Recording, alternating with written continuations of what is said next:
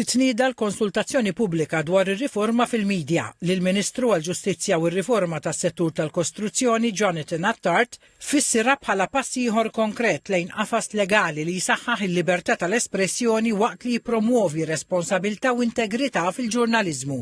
Il-Ministru Attard qal li l-inizjattiva tkompli tibni fuq l-impenn li l-Gvern ħa mill-2021 meta wieġeb mod konkret għal rakkomandazzjonijiet tal-inkjesta pubblika dwar il-qtil ta' Daphne Caruana Galizia bil-ħatra ta' Kumitat tal-Esperti tal-Midja.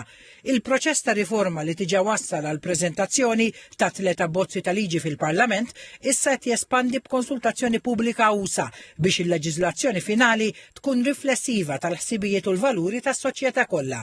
Il-konsultazzjoni pubblika hija bbażata fuq ir-rapport aġġornat tal-Kumitat ta' Esperti mmexxi mill-imħallef Emeritus Michael Mallija li jinkludi analiżi u rakkomandazzjonijiet wara proċess ta' smigħ estensiv ma' diversi stakeholders, inkluż l-Istitut tal-Ġurnalisti Maltin u organizzazzjonijiet internazzjonali.